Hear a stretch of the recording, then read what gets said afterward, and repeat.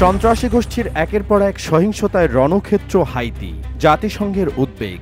বছরের প্রথম ৩ মাসে নিহত ১.৫ সহস্রাধিক। হাইতির নিরাপত্তা পরিস্থিতি বিপজ্জনক মোড় নিয়েছে। জাতিসংঘের ত্রৈমাসিক প্রতিবেদনে বলা হয়েছে, দেশটিতে বিভিন্ন সহিংসতায় মৃত্যুর সংখ্যা ৫০ ভাগ বৃদ্ধি পেয়েছে। সন্ত্রাসী গোষ্ঠীগুলোর সহিংসতা ক্রমশ বাড়ছে। ফলে ২০২৪ সালের প্রথম ৩ মাসেই ১,৬৬০ জন নিহত এবং ৮৫০ জন আহত হয়েছে। অতীতের তুলনায় সন্ত্রাসী গোষ্ঠীগুলো আরও সুসংগঠিত এবং বেপরোয়া হয়ে উঠেছে। সরকারি এবং আইনশৃঙ্খলা রক্ষাকারী বাহিনীর স্থাপনা ও অবস্থানকে তারা তাদের মূল লক্ষ্যবস্তু করে তুলেছে। এ ধারাবাহিকতায় তাদের জেলখানা থেকে বড় ধরনের পলায়ন এবং পুলিশ স্টেশনে হামলার মতো ঘটনা ঘটেছে। গত ফেব্রুয়ারিতে সন্ত্রাসীদের একটি গোষ্ঠী অনির্বাচিত সরকারকে উৎখাত করার লক্ষ্যে ব্যাপক বিক্ষোভ ও অসন্তোষ প্রকাশ করে।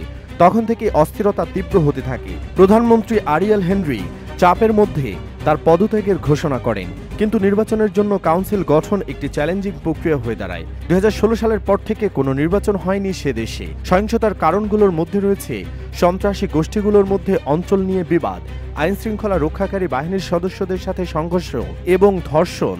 অপহরণ হ্রাস পেলেও আইন নিজের হাতে তুলে নেওয়ার প্রবণতা বেড়েছে সে দেশে। সংকট মোকাবেলায় আন্তর্জাতিক প্রচেষ্টা ও উদ্যোগগুলোর বাধা এবং বিলম্বের সম্মুখীন হচ্ছে, যার ফলস্বরূপ দেশটির সাধারণ নাগরিকগণ সহিংসতার শিকার হচ্ছে এবং হাইতির রাজনৈতিক ভবিষ্যতের উপর অনিশ্চয়তা বিরাজ করছে।